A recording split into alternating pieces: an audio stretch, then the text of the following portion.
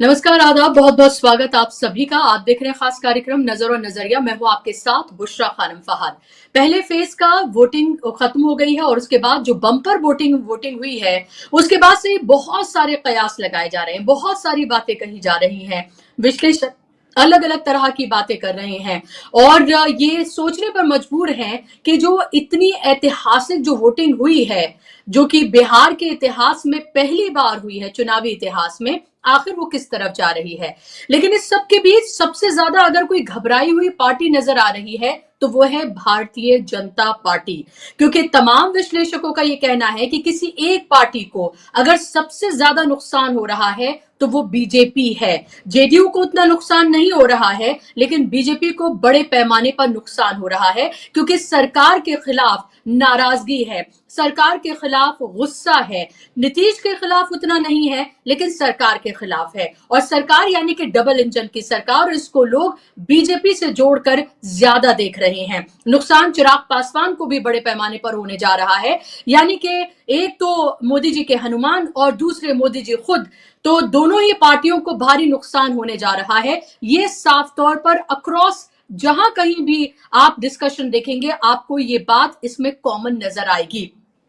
तो क्या अब बीजेपी ने दूसरा खेल शुरू कर दिया है? अब बीजेपी को ये लग रहा है कि एक तो एसआईआर कराया, जो विपक्ष लगातार इल्जाम लगा रहा है, विपक्ष का जो कहना ही है, आपको पता ही है कि विपक्ष लगातार ये कहता रहा है कि कैसे चुनाव आयोग के साथ मिलकर तमाम तरह की धांधलियां की जा रही हैं। बिहार में भी उसी तरह का डाउट जो है वो राहुल गांधी ने भी कहा है, तेजस्वी यादव ने भी कहा है, और इसीलिए तेजस्वी यादव और उनकी पार्टी, उनके कार्यकर्ता बहुत एक्टिव जमीन पर नजर आ रहे हैं। एक वीडियो सामने आया है जो आरजेडी ने जो ट्वीट किया है, और ये कहते हुए ट्वीट किया है कि देखिए किस तरह की धांधलियां जो हैं वो की जा रही हैं। मैं पहले आपको ट्वीट पढ़ के सुनाती हूं आरजेडी का, और उसके बाद मैं आपको ये दिखाऊंगी कि कैसे आप ये देखें कि खेल क्या किसी तरह का शुरू कर दिया गया है। क्या बीजेपी जो नर्वस हो गई है और इसीलिए क्या होटलों में मीटिंग चल रही है, क्या अधिकारियों के साथ गुपचुप मीटिंग की जा रही है कि कैसे जो डैमेज हुआ है फर्स्ट फेज में उसको सेकंड फेज में कंट्रोल किया जा सके। क्योंकि किसी भी कीमत पर बीजेपी हर हालत में इस बिहार का चुनाव नहीं हारना चाहती है। और सिर्फ ये नहीं कि एनडीए, बल्कि कल तो अमित शाह ने अपने रोड शो में ये कहा, जब उन्होंने एएनआई से बात की, उन्होंने ये कहा कि 160 सीटों के साथ अपने दम पर यानी कि बीजेपी सरकार बनाने जा रही है। यानी कि जेडीयू माइनस करके वो ये साफ तौर पर कह रहे हैं कि वो अपने दम पर सरकार बनाने जा रहे हैं। और यही बात तो हम शुरू से कहते आए हैं। अब मैं आपको पढ़ के सुनाती हूँ कि आरजेडी ने ये जो वीडियो है, वो वीडियो भी मैं आपको दिखाऊंगी और वो मैं आपको ट्वीट भी पढ़ के दिखाती हूँ कि क्या उन्होंने लिखा है। उन्होंने कहा है कि वैशाली जिले के हाजीपुर स्थित स्ट्रांग रूम में बारी बारी से विभिन्न विधानसभाओं का सीसीटीवी बंद किया जाता है। मध्य रात्रि पिकअप वैन वहां घुसती है और निकलती है। इलेक्शन कमीशन जवाब दे। देश का सबसे बड़ा वोट डकैत कई दिनों से प्रचार के बहाने बिहार में डेरा डाले हुए है। समझिए वो डकैत किसको कह रहे हैं। चुनाव आयोग के अधिकारी उसे होटल में जाकर रिपोर्ट करते हैं। दिल्ली से बड़का वोट ठग प्रतिदिन बिहार आकर ध्यान भटकाने के लिए उल जुलूल बकवास करता है ताकि गोदी मीडिया की मदद से वोट चोरी और असल मुद्दों से ध्यान हटे। लेकिन बिहार अब की बार इन दो बाहरी ठगों का हर प्रकार से कड़ा सबक सिखाएगा। ये दो बाहरी लुटेरे गणतंत्र की जननी बिहार से ही लोकतंत्र को खत्म करना चाहते हैं। बिहार ऐसा हरगिज नहीं होने देगा। अब आपको पता है कि किन दो लोगों की वो बात करें, मुझे बताने की जरूरत नहीं है। किसको वो डकैत कह रहे हैं वो भी मुझे बताने की आपको जरूरत नहीं है। आप लोग बहुत समझदार हैं और ये वीडियो भी आप देख लीजिए। इस वीडियो में आप देख लीजिए कि कैसे सीसीटीवी जो है वो बंद है, बिल्कुल ब्लैक है एकदम स्क्रीन, और यहाँ पर बाकायदा तौर पर लाइव कमेंट्री करते हुए वहां पर जो कार्यकर्ता है वो नजर आ रहा है। और उसके बाद जो इसके साथ जो इंपॉर्टेंट बात है कि एक पिकअप वैन आती है, और वो पिकअप वैन वहां से क्या लेकर निकलती है और क्या लेकर वो वहां पर आती है, ये बहुत महत्वपूर्ण सवाल है। कल से वीडियो पूरी तरीके से सोशल मीडिया पर वायरल है और सवाल पूछे जा रहे हैं। तमाम जो पार्टियां हैं उनकी तरफ से सवाल ये पूछे जा रहे हैं कि आखिर देखिए पिकअप वैन, आप ये देखिए ये पिकअप वैन निकल रही है और ये आखिर इसमें क्या है, ये सवाल जो है वो पूछे जा रहे हैं लगातार। एक और वीडियो दिखाइए, उस वीडियो को भी, जहां पर आपको बड़े पैमाने पर जमीन पर पड़ी हुई आपको वीवीपैट की जो पर्चियां हैं वो आपको नजर आएंगी। ये देख लीजिए आप। इसको लेकर कांग्रेस ने ट्वीट किया है, इसको लेकर आरजेडी ने ट्वीट किया है, इसको लेकर सवाल पूछे जा रहे हैं। और इंपॉर्टेंट बात यह है, अगर आप थोड़ा जूम करके इसको देखेंगे, इंपॉर्टेंट बात यह है कि इन तमाम पर्चियों में आपको जो वीवीपैट की पर्चियां हैं जो जमीन पर पड़ी हुई नजर आ रही हैं, ये वोट डाले गए हैं, क्या ये उसकी पर्चियां हैं? सवाल ये है, ये आखिर कहां से आई हैं पर्चियां? और इसमें आपको एक भी, आप गौर से देखिए, देखिए जूम कर दी गई है वीडियो, आप एक भी देखिए, इसमें आपको बीजेपी कि आपको कोई पर्ची नजर नहीं आएगी, लेकिन कमल का निशान आपको इसमें एक भी नजर नहीं आएगा। ये सबसे महत्वपूर्ण बात है। आपने उससे पहले भी देखा होगा कि अगर बटन दबाया, बटन दबाकर आपने माना कि आपने आरजेडी को वोट दिया, मैं एक एग्जाम्पल के तौर पर दे रही हूं, लेकिन पर्ची निकली, लोगों ने देखा तो उसमें कमल का निशान है। ऐसा कभी ऐसा नहीं होता कि कमल को वोट किया हो और आरजेडी का और कांग्रेस का निकल आए। और सेम तरह का एग्जाम्पल जो है वो आपको यहां पर भी नजर आ रहा है कि यहां पर आपको कमल के निशान वाली कोई पर्ची आपको नजर नहीं आएगी। ये एक महत्वपूर्ण सवाल है। सवाल ये है कि इलेक्शन कमीशन अपनी पीठ थपथपा रहा है वोटिंग परसेंटेज को लेकर, किसी तरह की घटनाएं नहीं हुई इसको लेकर, तरह तरह की बातें वो कर रहा है। हमेशा से जो अपनी पीठ थपथपाता है, तमाम तरह के जो सवाल है उनको दरकिनार करता है। अब ये सवाल है कि पॉलिटिकल पार्टीज, ये दोनों वीडियोस उन्होंने ट्वीट की हैं, क्या इलेक्शन कमीशन जागरूक होकर इस पर कोई सवाल, इसके इन सवालों का क्या जवाब देता हुआ नजर आएगा? ये बड़ा सवाल है, क्योंकि तमाम मुद्दे एक तरफ, जनता का वोट एक तरफ और धांधली दूसरी तरफ। वो धांधली जिसको लेकर राहुल गांधी लगातार अपने अलग अलग जो प्रेस कॉन्फ्रेंसेस हैं उसमें एक्सपोजे करते हुए नजर हैं। अब आपको मैं तीसरा वीडियो दिखाने जा रही हूं, या मैं आपको सुनवाने जा रही हूं, जिसको लेकर पवन खेड़ा ने आज एक प्रेस कॉन्फ्रेंस की, उसमें उन्होंने महत्वपूर्ण सवाल उठाए हैं। जिस होटल की बात की जा रही है कि होटल में अधिकारियों के साथ क्या कोई मीटिंग हो रही है, होटल में क्या कुछ इस तरह की मीटिंग्स की जा रही हैं ताकि चुनाव को किसी तरह से मैनिपुलेट किया जा सके। जो 121 सीटों पर जो वोटिंग हुई है उसमें जिस तरह से हालत खस्ता बताई जा रही है, खासतौर पर बीजेपी की, क्या उसको लेकर किसी तरह का कोई खेल अंदर खाने किया जा रहा है? ये तमाम सवाल जो है वो उठाए हैं पवन खेड़ा ने। बहुत महत्वपूर्ण है ये सवाल, क्योंकि ये बात होटल की हो रही है, सीसीटीवी की हो रही है, सीसीटीवी को छिपाने की हो रही है। सुन लीजिए आप क्या कुछ कहा है उन्होंने। एक अजीब बात हमने देखी, इसी होटल में देखी। जब गृह मंत्री इस होटल में आते हैं तो लिफ्ट के सीसीटीवी के ऊपर कागज चिपका दिया जाता है। तो हमें नहीं समझ में आया कि गृह मंत्री यहां किससे मिलने आ रहे हैं, किसका मुंह छिपाया जा रहा है, किससे डर डर के छिप छिप कर मिलना पड़ रहा है। क्या वो अधिकारी हैं, कौन है? इसका जवाब हम उम्मीद करते हैं गृह मंत्री देंगे। चलिए, आप ट्रैफिक रोक देते हो, लिफ्ट्स रोक देते हो, रास्ते बंद कर देते हो, सब मंजूर है। सीसीटीवी कैमरा के ऊपर कागज क्यों होटल वालों को मजबूर करके लगाया जाता है, ये हम जानना चाहते हैं। किससे मिल रहे हैं गृह मंत्री? इस देश के गृह मंत्री ये छिप छिप कर मीटिंग्स क्यों कर रहे हैं? अधिकारी अब आपसे नहीं डरते, गृह मंत्री जी को ही समझ लेना चाहिए। तो अधिकारी अगर आपसे मिल भी रहे हैं, हमारी जानकारी में रहता है, वो अधिकारी हमें भी बता देते हैं कि साहब गृह मंत्री ने बुलाया, धमकाया, हड़काया, जो भी किया हमें बता देते हैं। सीसीटीवी के ऊपर, जो कि सुरक्षा के साथ, इस होटल में और लोग भी रह रहे हैं, उन सबकी सुरक्षा के साथ भी खिलवाड़ है। ये जानकारी हम उम्मीद करते हैं कि आप सब साथी अगली बार गृह मंत्री मुखातिब हो आपसे तो पूछिएगा कि आप ऐसे कौन सी मीटिंग्स करते हो जो आपको छिप छिप कर करनी पड़ती, खुलकर क्यों नहीं करते मीटिंग्स, किससे डरते हो?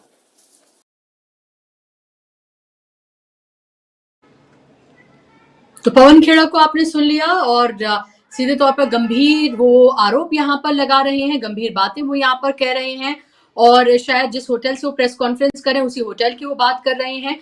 और यहाँ पर साफ तौर पर ये कहा जा रहा है, कहा तो ये भी जा रहा है कि नीतीश कुमार भी अधिकारियों के साथ मीटिंग कर रहे हैं, और ये सूत्रों के हवाले से खबर है। और ये भी कहा जा रहा है कि वो ये तो मालूम कर ही रहे हैं कि जेडीयू का कैसा परफॉर्मेंस रहा है, लेकिन साथ साथ वो आरजेडी के बारे में भी जानने में बहुत इंटरेस्टेड हैं। तो सवाल ये उठ रहा है कि क्या नीतीश कुमार के मन में कुछ पल रहा है, क्या नीतीश कुमार ये सोच रहे हैं, क्योंकि उनको ये तो साफ पता ही है कि उनको तो चीफ मिनिस्टर नहीं बनाया जा रहा है, ये साफ तौर पर बीजेपी बार बार कह रही है, तो क्या वो ये पॉसिबिलिटीज तमाम क्या तलाश रहे हैं कि इलेक्शन के बाद अगर इस तरह की कोई परिस्थितियां बनती हैं तो क्या वो आरजेडी या महागठबंधन के साथ जा सकते हैं? जो वो कह रहे हैं कि हम नहीं जाएंगे, पहले कहा, इलेक्शन के दौरान नहीं कहा है उन्होंने ऐसा कुछ, उन बातों पर आप यकीन मत करिए, क्योंकि पॉलिटिक्स में कुछ भी हो सकता है और सत्ता के लिए कुछ भी किया जा सकता है।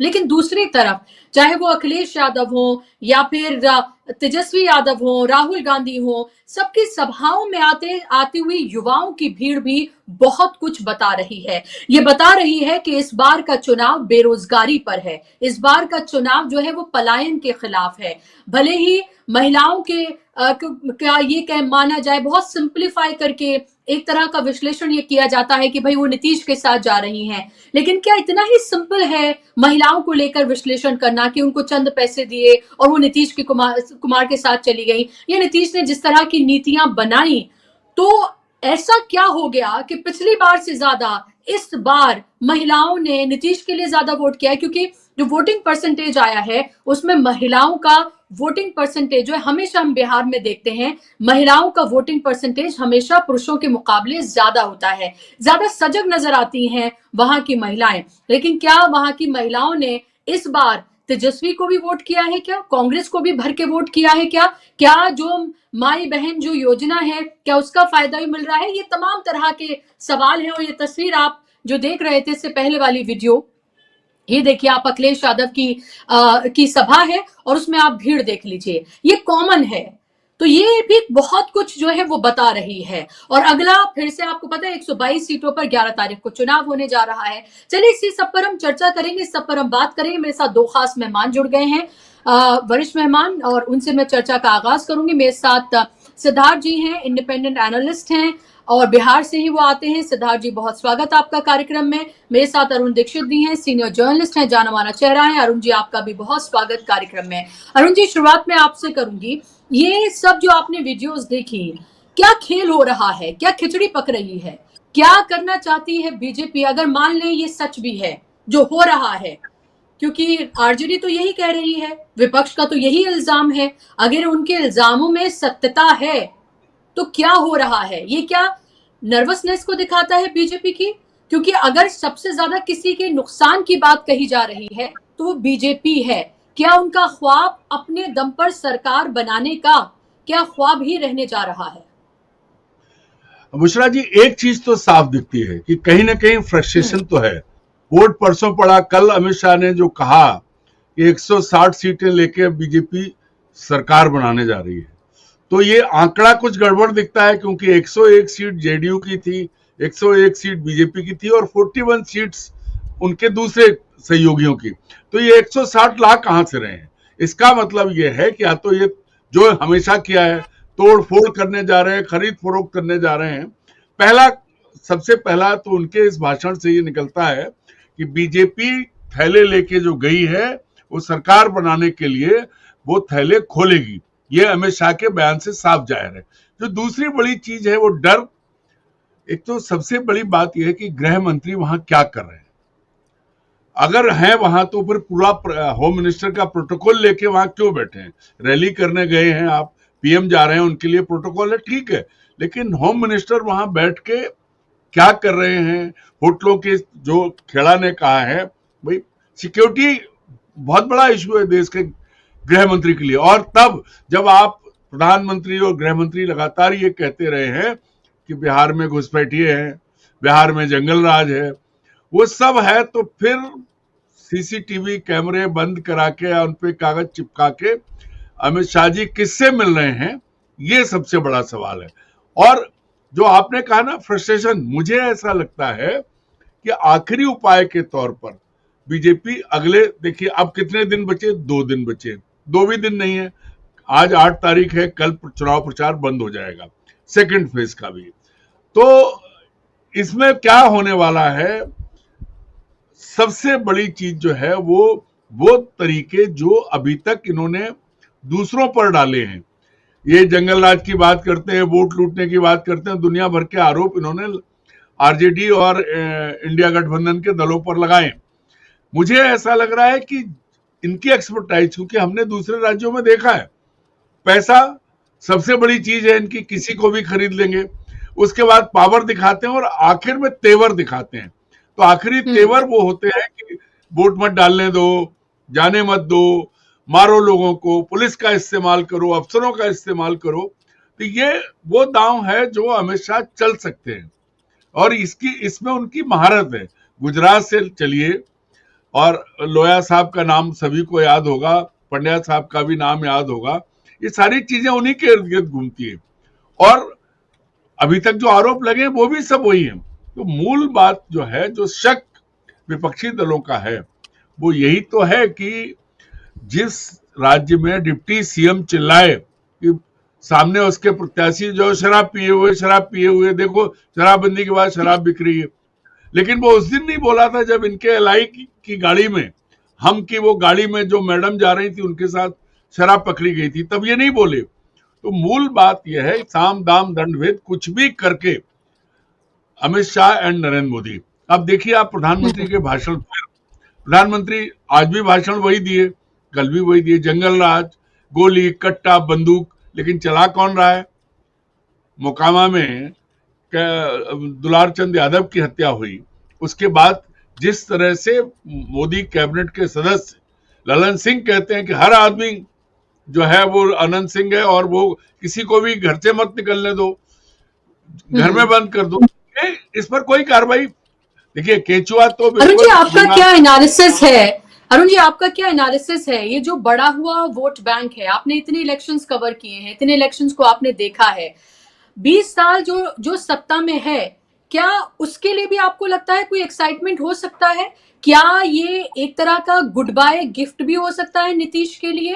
क्योंकि देखिए एक आसान एनालिसिस तो ये हो सकता है कि भाई चेंज के लिए वोट कर रहे हैं। ऑफ कोर्स जब भी ऐसा होता है यही माना जाता है कि चेंज के लिए लोग वोट करते हैं। कई जगहों पर हमने देखा है अपवाद स्वरूप कि ऐसा नहीं हुआ है, लेकिन एक और ये भी कहा जा रहा है कि क्या नीतीश के लिए कोई सिंपैथी है, क्या कोई गुड बाय गिफ्ट के तौर पर है, खासतौर पर महिलाएं, और क्या महिलाओं को इतना ही सिंप्लीफाई करके देखना चाहिए कि नीतीश की वजह से वो नीतीश को वोट कर रही हैं, या आपको लगता है उनमें भी वो भी डाइवर्स हैं, वो भी अलग अलग तरीके से चीजों को देख रही हैं? बुशरा जी, सबसे पहले आप जरा बिहार की महिलाओं की कल्पना तो कीजिए। लगभग अपना पूरा जीवन वो अकेले काटती हैं, उनके पति पूरे देश में जो है नौकरी की तलाश में या नौकरी करते हुए अकेले रहते हैं ज्यादातर, वो छठ पे आते हैं, होली दिवाली आते हैं। तो उन महिलाओं की कल्पना आप कीजिए, उनको 10-20 हजार रुपए से खरीद लेंगे, इस पर मुझे संदेह है।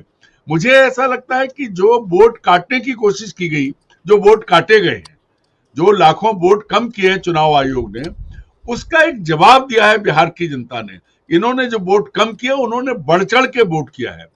और इसमें दूसरा पक्ष भी है कि बीजेपी ने पूरे देश से भर भर के गाड़ियों में लोगों को वोट डालने के लिए बिहार भेजा है। वो भी गाड़ियां आपने देखी, गुजरात से गाड़ियां आई हैं, हरियाणा से गाड़ियां आई हैं, चारों तरफ से गाड़ियां पहुंची हैं। तो लेकिन जो गाड़ियां गई हैं वो वोट किसे देंगी, ये बहुत बड़ा सवाल है।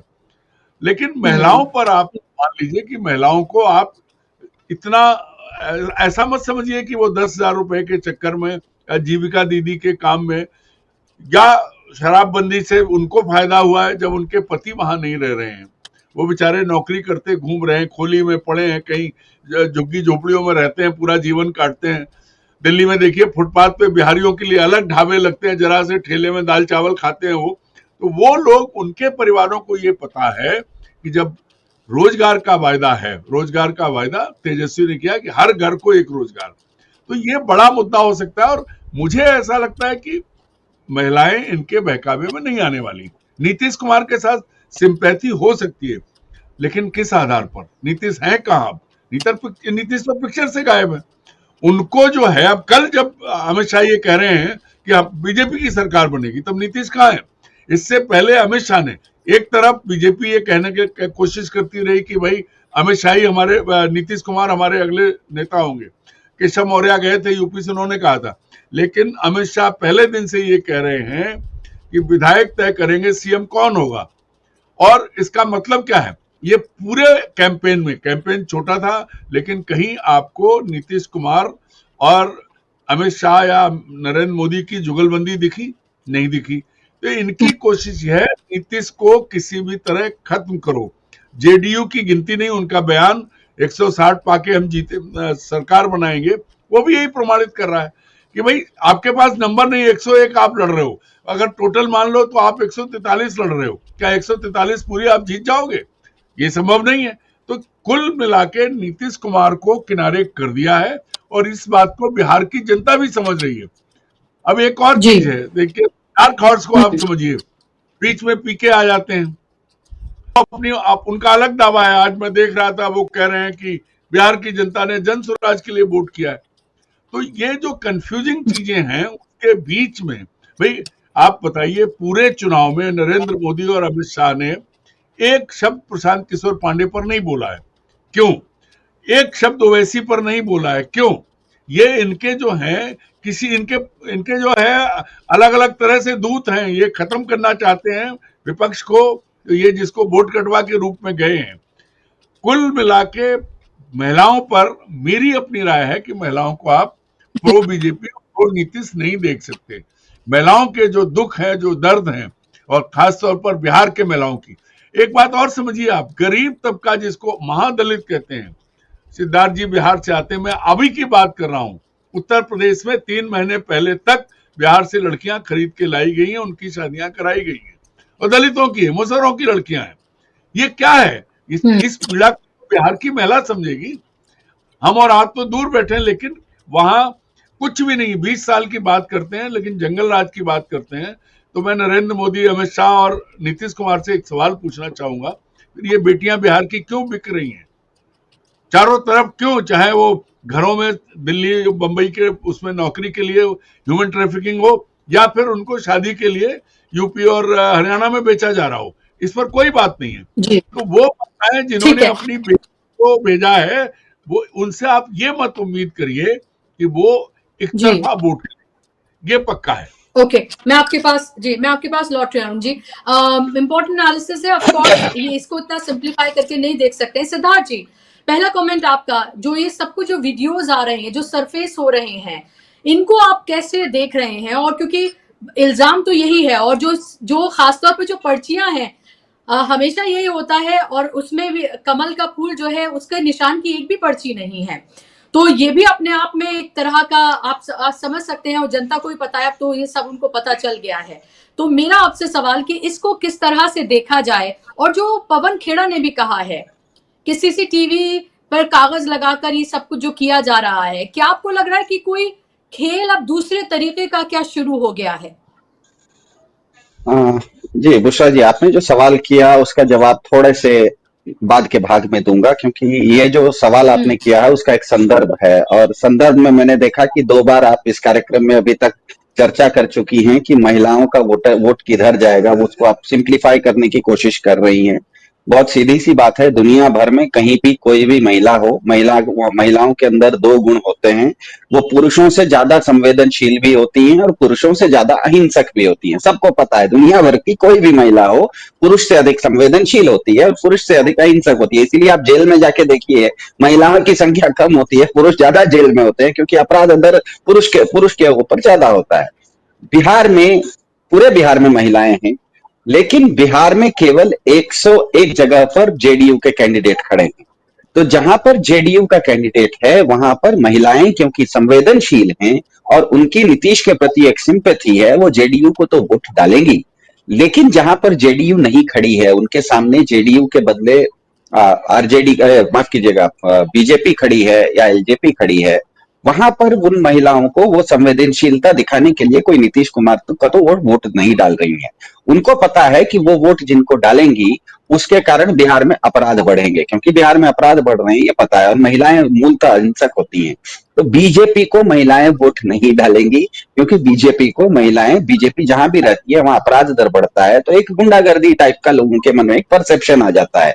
महिलाएं कभी भी गुंडागर्दी पसंद नहीं करती। बीजेपी जिस तरह से आक्रामक तेवर अपने दिखाती है, बीजेपी हमको पता है इंग्लिश में जिसे कहता है माचो पार्टी है, तो वो जब अपना पुरुषत्व दिखाती है, बहुत बड़ा 56 इंच का शेर है, बड़े बड़े विश्वगुरु हैं, बड़े बड़े क्या कहते हैं बाहुबली टाइप का जब दिखाती है, तो महिलाओं का वोट जहां पर जेडीयू नहीं के कैंडिडेट नहीं है, बीजेपी का है, वहां पर महिलाओं का वोट कटेगा। तो होगा ये कि महिलाओं का वोट जेडीयू को तो पड़ेगा, लेकिन जेडीयू के जो महिलाएं जिनके सामने जेडीयू का वोटर के क्या कहते हैं सिंबल नहीं है, जेडीयू का कैंडिडेट नहीं है, वहां पर भाजपा के विपक्ष में पड़ेगा। वो किसी भी क्षेत्रीय दल को पड़ सकता है।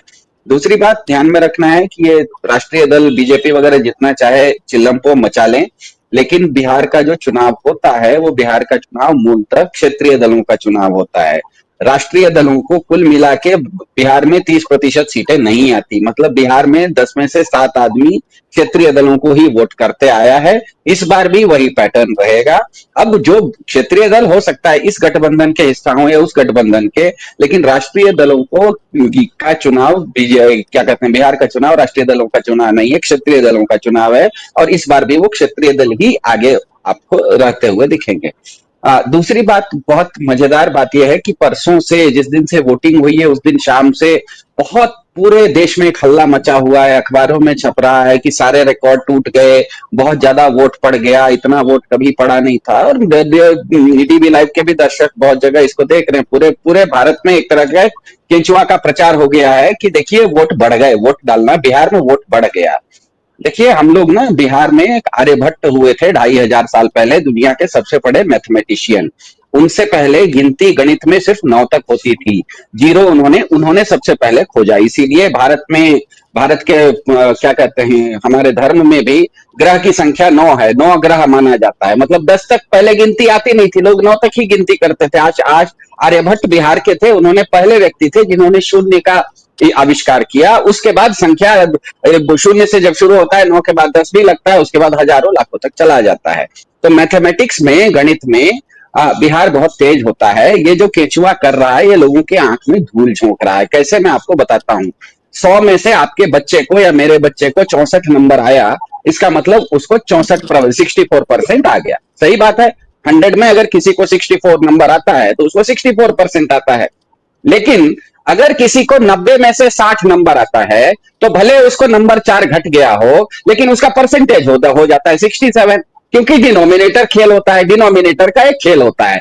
मतलब आप अगर मूल डिनोमिनेटर को कम कर दीजिए तो कम संख्या में भी परसेंटेज ज्यादा दिखता है।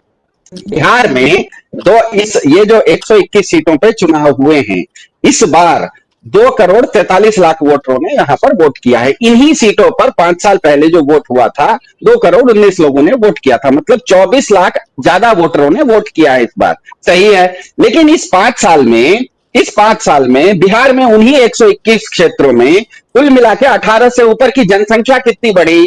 जनसंख्या बढ़ी है 31 लाख। मतलब 31 लाख लोग बढ़े, लेकिन आपके वोटर केवल 24 लाख बढ़े। इसका मतलब 7 लाख वोटर ऐसे थे जो कि वहां पे बिहार की जनता है, लेकिन वो वोट नहीं डाल सके। ये तो बिल्कुल स्पष्ट हो गया, वोट बढ़ नहीं रहा है, वोट घट रहा है। ध्यान में रखिएगा, बिहार में ये परसेंटेज बढ़ाते हुए दिखा रहे हैं, लेकिन कुल वोटरों की संख्या घट रही है।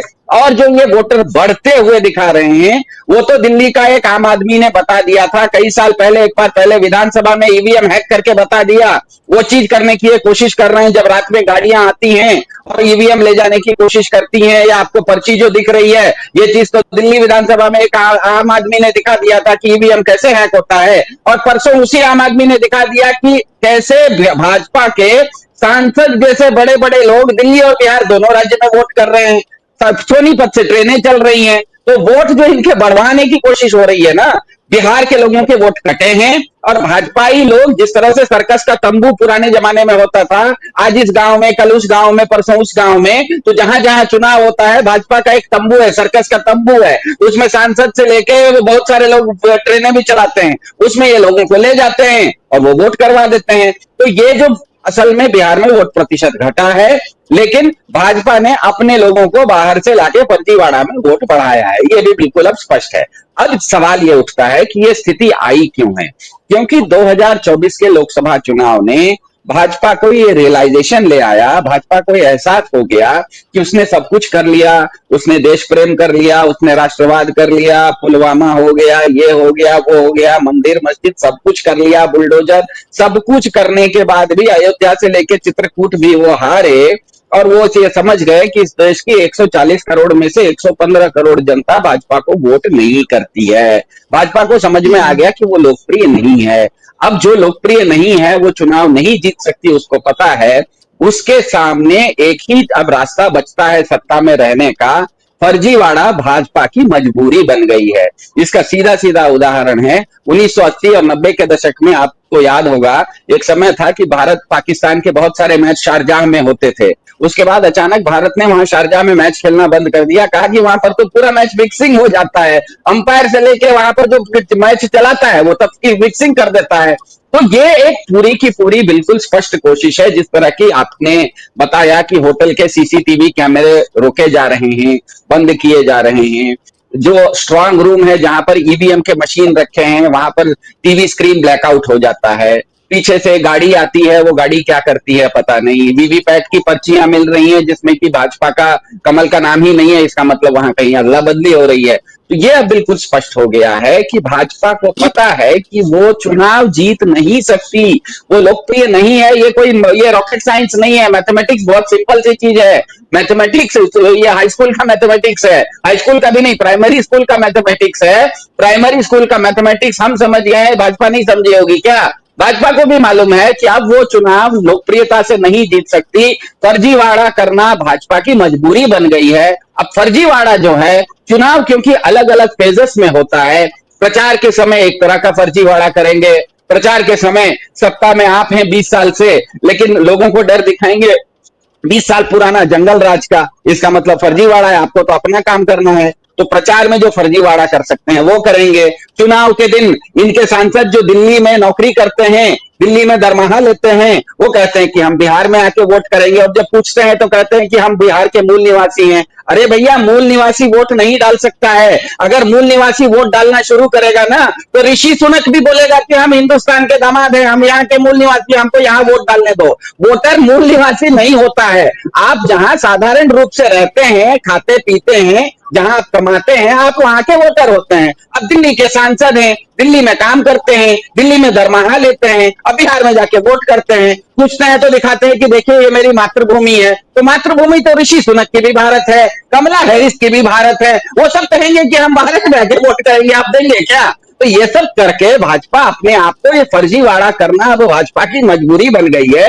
ये फर्जीवाड़ा करने में उनके जो तथाकथित समझदार लोग हैं वो भी, सिद्धार्थ जी, ब्राजीलियन मॉडल में तो कुछ भी हो सकता है। ब्राजीलियन मॉडल है ना चुनाव आयोग का, तो उसमें तो कुछ भी हो सकता है।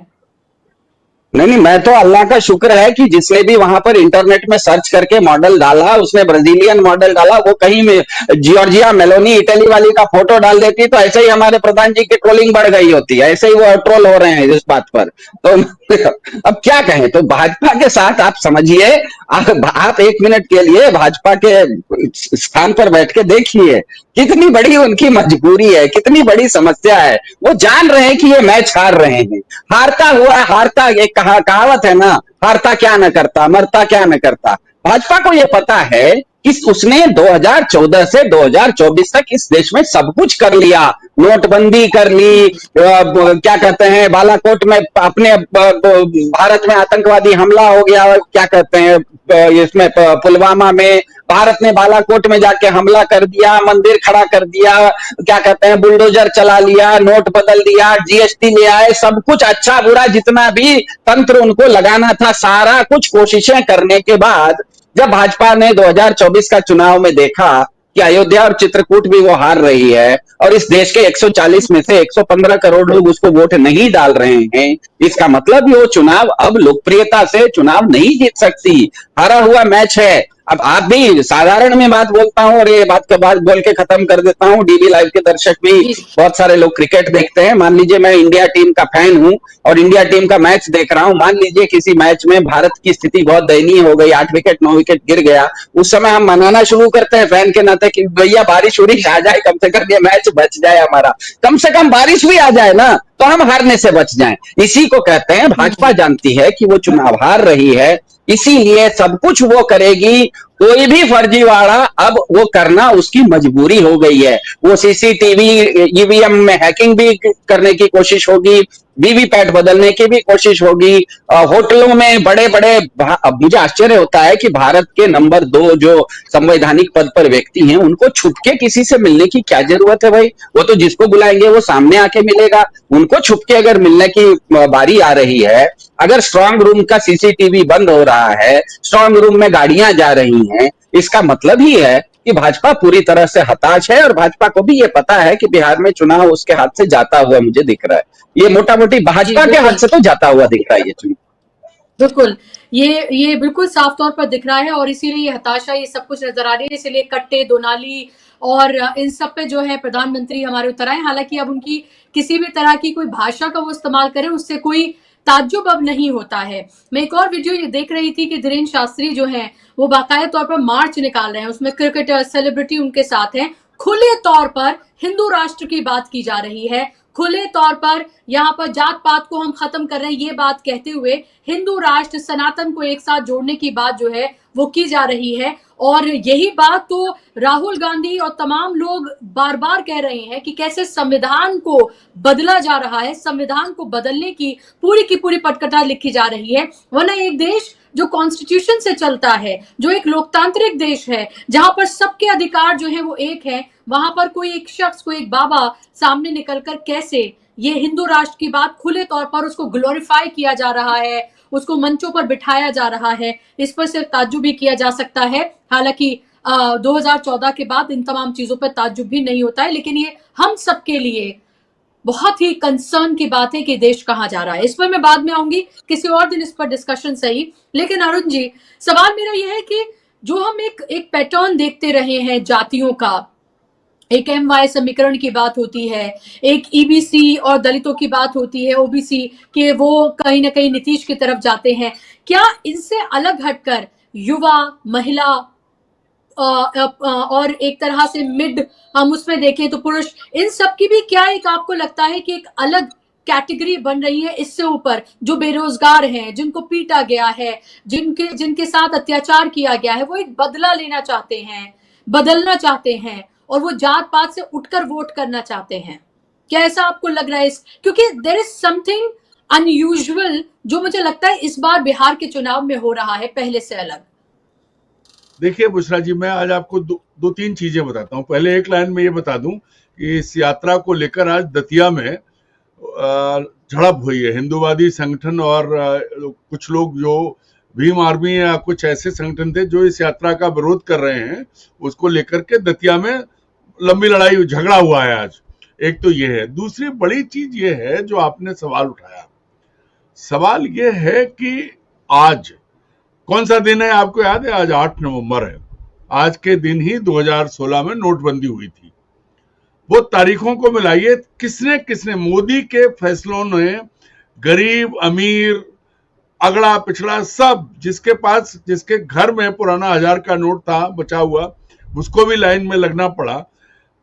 और बड़े लोगों का तो जो हुआ तो हुआ, वो 13,000 करोड़ वाले शाह कहां गए?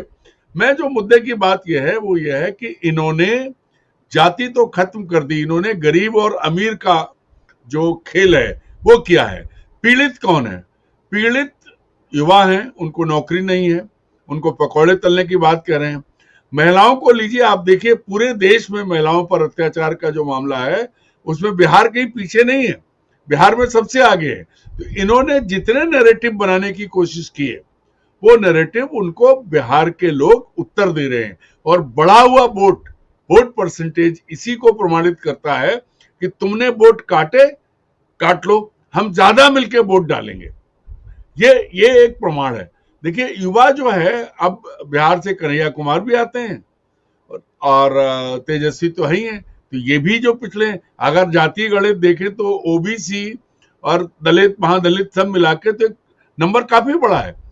जिस वर्ग को नरेंद्र मोदी जी पैट्रोनाइज कर रहे हैं या विजय सिन्हा जी जिसका रिप्रेजेंटेशन दे रहे हैं, वो वर्ग सीमित है।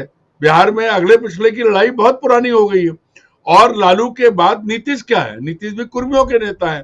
तो ये जो चीज है वो खत्म होके महिला और युवा, मैंने पहले भी कहा कि उस एंगल से किसी ने नहीं देखा कि एक अकेली महिला कैसे बच्चे पालती है। बच्चा थोड़ा बड़ा होता है तो रोजगार की तलाश में वो बाहर जाता है, उनकी जिंदगी देखिए, 10-20 हजार से कुछ बदलना नहीं है। तो ये जो नया नैरेटिव है, जो नया नंबर है वोट का, वो इसी का है कि महिलाएं भी हैं, युवा भी हैं, और वो लोग जो बाहर थे वो भी लौट के आए। उन्होंने देखा है कैसे जब देश बंद हुआ था कोरोना के समय, बिहार के लोग हजारों किलोमीटर चल के रोते गाते पैदल मरते सड़कों पे मरे। और ये सरकार जो सब कुछ कर सकती थी, इसने कुछ नहीं किया उनके लिए। ट्रेनें रोक दी, सड़क पर भूखे मरने के बजाय ट्रेन में बैठ के जाके नहीं किया। लोगों को, हजारों लोग क्या लाखों लोग तो गंगा के किनारे ऐसे ही दफन किए गए। आंकड़ा तक सही नहीं दिया, कोई नहीं भूला है, कोई नहीं भूला है। सबसे ज्यादा गरीब मरा था, क्योंकि उसको उसके बाद पैसा था महंगा इलाज कराने के लिए। आप याद कीजिए, मुझे इंजेक्शन का नाम याद आता है, रेमडेसिविर। उसकी तो चोरी भोपाल के तो अस्पताल से एक मंत्री ने चोरी करा ली थी, कुछ नहीं हुआ। मूल बात यह है कि दुख और पीड़ा, परेशानियां सबके एक जैसे हैं। अब पहले जैसा बिहार नहीं है। आज अगर जीतन राम मांझी खड़े होते हैं और दशरथ मांझी का बेटा टिकट मांगने आता है, रामविलास पासवान के अत्याधुनिक पुत्र जो फिल्मी अभिनेता भी हैं, वो भी उसी पर जा रहे हैं। लेकिन वो पानी गंगा में और तमाम नदियों में बहुत बह गया है।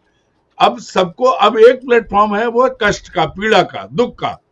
और मुझे ऐसा लगता है कि पैसे जो हैं इसके आगे फीके पड़ रहे हैं। लोगों ने देखा और देख रहे हैं छोटी छोटी चीजें जो मीडिया चर्चा में नहीं लेता और किसी प्लेटफॉर्म पे चर्चा नहीं होती। आप बताइए, आप एक जागरूक पत्रकार हैं, कब आपके सामने ये मुद्दा आया कि बिहार की लड़कियां बिक रही हैं? नहीं आ रही बात, आने नहीं देते।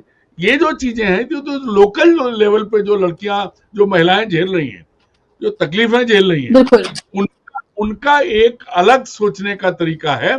और उस तरीके के बाद ये जो आंकड़ा आया है, मुझे लगता है कि 3 दिन बाद जब वोट होगा 11 तारीख को, तब ये रिपीट होगा। और इसी की चिंता है, क्योंकि नरेंद्र मोदी जी, अन्यथा बताइए, एक पार्टी का मुखिया जिसका नाम जगत प्रकाश नड्डा है, वो कहीं नहीं दिख रहा है। लेकिन देश का मुखिया सो कॉल्ड बैठा है, रोज चुनाव प्रचार करने जा रहे हैं। गृह मंत्री जो रिमोट कंट्रोल से चीजें चलाते हैं, वो वहां बैठे हुए हैं। और इसमें कहीं कोई शक नहीं है, सबको पता है कि अगर मौका मिले तो अरबों रुपया बिहार में अभी तक इन्होंने बंटवाया है, फैलाया है। उसके बाद ये वोट बढ़ा है और उसके जवाब में बढ़ा, ऐसा मेरा मानना है। ये नहीं है कि लोग बहस सिस्टम को, बिल्कुल, अगर इन्होंने सिस्टम को अपने आप हैक नहीं किया, काउंटिंग में गड़बड़, और चुनाव आयोग की जो चीजें हैं जो वो कर सकता है, वो नहीं किया, तो दीवार पे नतीजा लिखा हुआ है। अदरवाइज तो जैसा बिहार में, मध्य प्रदेश, हरियाणा, राजस्थान, सब में वही हुआ, वो कर सकते हैं ये लोग। बिल्कुल, और वो उसमें कोई ताज्जुब भी किसी को नहीं होगा। प्रधानमंत्री कह रहे थे कि मेरी आखिरी सभा है, मतलब बिहार के लिए, और अब मैं सीधा शपथ ग्रहण समारोह में आऊंगा। तो इस तरह की बातें वो ऐसे ही नहीं कही जाती हैं उनके, क्योंकि जब से हरियाणा के सीएम ने जो बात कही, जब वो सीएम नहीं थे, कि सारी व्यवस्थाएं कर ली गई हैं, तब शायद लोगों ने ऐसे ही लिया होगा कि भाई ठीक है, व्यवस्था हो गई होगी। लेकिन वो कैसे सच साबित हुआ, वो सब हमने देखा। लास्ट कमेंट संक्षेप में सिद्धार्थ जी, आप इसको कैसे देख रहे हैं? क्या आपको लग रहा है कि इस बार, क्योंकि आप खुद बिहार से आते हैं, आप भी वहां पर लगातार जमीन पर जो आपके रिलेटिव्स हैं, जो आपके कलीग्स हैं, रहे होंगे, उन सब से आप बात कर रहे हैं, क्या इस बार कुछ अनप्रेसिडेंटेड वो कुछ बिहार में देख रहे हैं? क्योंकि साइलेंट वोटर की बहुत बात हो रही है, और एक जो मुखर वोटर है वो कह कुछ और रहा है कैमरे के सामने, लेकिन कर कुछ और रहा है। वो कहता है बीजेपी को वोट, लेकिन जाके आरजेडी को कर देता है। इस तरह के बहुत सारे एग्जाम्पल्स जो हैं वो सामने आए हैं। आपका आकलन क्या है और क्या आपके पास रिपोर्ट है, संक्षेप में? देखिए, आप बिहार में आज किसी भी गांव में जाइए, बिल्कुल स्पष्ट दिखता है कि सारे गांव बिहार के युवक विहीन हो चुके हैं। केवल आपको गांव में महिलाएं दिखती हैं, बच्चे दिखते हैं और बुजुर्ग दिखते हैं। तो सभी बिहारियों का, चाहे वो गरीब हो चाहे वो अमीर हो, उसका दुख ये है कि उसको पलायन करना पड़ रहा है। जो गरीब है वो कहीं पर रोज क्या कहते हैं, मजदूरी करने पर क्या कहते हैं, मजबूर है। और जिसके पास थोड़ा बहुत कुछ है उसके बच्चे पढ़ लिख रहे हैं, उसको लगता है कि मैं अपने बच्चों को, बिहार में तो कोई फ्यूचर है नहीं, वो भेज देता है अपने बच्चों को दिल्ली के मुखर्जी नगर में क्या कहते हैं आईआईटी की तैयारी करने, या कोटा राजस्थान में। और अगर थोड़ा बहुत कोई पढ़ लेता है तो उसको बेंगलोर या मद्रास भेज देते हैं इंजीनियरिंग करने के लिए। तो गरीब हो, अमीर हो, मध्यम वर्गीय हो, अवर्ण हो, सवर्ण हो, सबका बिहार में ये दुख है कि बिहार से पलायन बहुत हो रहा है। और दूसरा लोगों का सबसे बड़ा दुख कि जो बिहार में रह रहे हैं उनकी सुरक्षा की कोई गारंटी नहीं है। इसका मतलब यह है कि अपराध दर बहुत बढ़ रहा है। तो जहां पर भी अपराध दर बढ़ता है, और दूसरा पलायन, अपराध जैसे ही होना शुरू होता है, कोई भी आदमी अपराध, जब देखिए सीधी सी बात है, हमें मेरे घर में ऐसा हुआ था, मैंने शायद आपको इसकी जानकारी 2-4 दिन 10 दिन पहले दी थी किसी बात को लेके। मैं जहां रहता हूँ वहां पर अचानक घर के अंदर सांप दिख गया। तो घर के अंदर सांप दिखता है ना, तो सबसे पहले घर का आदमी घर छोड़ के भाग जाता है, कहता है भाई ये सांप आ गया। तो आपको एक सीधी सी बात है कि आदमी जहां पर सुरक्षित महसूस नहीं करता वो वहां से पलायन कर जाता है, चाहे वो उसका अपना घर क्यों ना हो। बिहार से लोग पलायन कर रहे हैं। ऐसे में पिछले 20 साल से अगर बिहार में जो भी सत्ता में है बीजेपी, वो पलायन नहीं रोक पा रही है।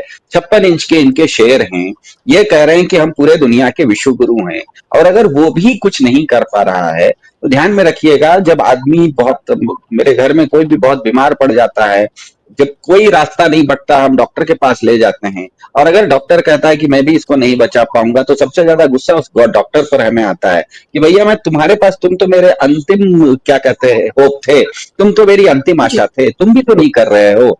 तो एक तरफ अगर भाजपा अपने आप को 56 इंच का शेर कहती है, उसके प्रधान जी अपने आप को विश्व गुरु कहते हैं, तो बिहार का एक सामान्य वोटर पूछता है कि मैं इतना असुरक्षित क्यों हूं, मैं अपने घर में इतना असुरक्षित क्यों हूं, मुझे पलायन क्यों करना पड़ रहा है। अब मैं पलायन नहीं कर रहा हूं तो मेरे घर में मैं सुरक्षित भी क्यों नहीं हूं। तो इस कारण से मेरे ख्याल से बीजेपी के ऊपर, और ये 2024 का ही लोकसभा चुनाव ने बता दिया था कि बीजेपी अब मुझे नहीं लगता है कि बीजेपी अब इस देश में इतनी लोकप्रिय बची है कि वो चुनाव को जीत जाए। चुनाव के ढंग से वो नहीं जीत सकती जब तक वो मैच फिक्सिंग नहीं करेगी, स्पॉट फिक्सिंग नहीं करेगी, अंपायर फिक्सिंग नहीं करेगी। फिक्सिंग के भी अलग अलग तरीके होते हैं, कोई जरूरी नहीं कि एक ही तरह का फिक्सिंग हो। आप स्पॉट फिक्सिंग भी कर सकते हैं, मैच फिक्सिंग भी कर सकते हैं, अंपायर फिक्सिंग भी कर सकते हैं, कई सारी चीजें भी हो सकती हैं। तो फिक्सिंग के बगैर, और ये जो आपके कार्यक्रम की शुरुआत में आपने 3-4 चीजें दिखाई कि वीवीपैट किस तरह से सड़क पे पड़ा हुआ था, किस तरह से जहां पर ईवीएम रखा हुआ है वहां का सीसीटीवी बंद हो गया था, जहां ईवीएम रखा हुआ है वहां पर बाहर की गाड़ियां आ रही थी। भारत के गृह मंत्री जैसे लोग बिहार में जाते हैं तो सीसीटीवी होटल के कैमरों में, वो लिफ्ट में, ऐसे लिफ्ट में जाते हैं जहां पर सीसीटीवी बंद करके वो लोगों से मिलते हैं। ये अपने आप में बता रहा है कि अलग अलग तरह की फिक्सिंग की कोशिश चल रही है। अब ये कितनी सफल होगी नहीं होगी ये तो देखो आने वाला समय बताएगा, लेकिन फिक्सिंग की कोशिश भी हो रही है, और जनता के अंदर नाराजगी है, ये भी स्पष्ट है। दोनों चीजें स्पष्ट है। बिल्कुल। और बीजेपी एक ऐसी पार्टी है, 12 सालों में लोगों ने देख लिया है कि उनसे कुछ भी एक्सपेक्ट किया जा सकता है, वो कुछ भी कर सकते हैं, किसी भी हद तक जा सकते हैं। उनके लिए सिर्फ एक चीज मैटर करती है, और वो है सिर्फ और सिर्फ सत्ता हासिल करना, वो किसी भी तरीके से हो। और बिहार उनके लिए ये बताने की जरूरत नहीं है क्यों इतना इंपॉर्टेंट है। सिर्फ बिहार ही नहीं, बिहार से जुड़ी हुई है केंद्र की सत्ता भी। बिहार गया तो केंद्र भी सारा डगमगा जाएगा, ये भी बहुत अच्छे से पता है। हालांकि वो इसमें भी शातिर और माहिर है कि वहां पर भी क्या कुछ करने की वो कोशिश करेंगे। लेकिन अब देखना है, 14 तारीख का इंतजार, और इंतजार 11 का भी है कि ये जो एक ट्रेंड सेट किया है बिहार के लोगों ने, क्या उन 122 सीटों पर भी हमें वोटिंग परसेंटेज उतना ही नजर आता है। क्योंकि हमें यह भी देखना है कि 122 जिन सीटों पर चुनाव होने जा रहा है उसमें 53 में बीजेपी अकेले लड़ रही है, और वहां जो पूरा का पूरा एरिया है, वो मुस्लिम जो पॉकेट है पूरी, वहां पर चुनाव जो है वो होने जा रहा है। तो जो चीजें हमें पिछले महीने देखने के लिए मिली, वो इसमें बहुत बड़े पैमाने पर देखने के लिए मिल सकती हैं। आप दोनों लोगों का धन्यवाद, अरुण जी आपका, सिद्धार्थ जी आपका, कार्यक्रम का हिस्सा बनने के लिए, समय देने के लिए बहुत धन्यवाद, शुक्रिया आप तमाम दर्शकों का भी इस कार्यक्रम का हिस्सा बनने के लिए। अभी के लिए बस इतना ही। 7 बजे जुड़िए राजीव जी के साथ न्यूज।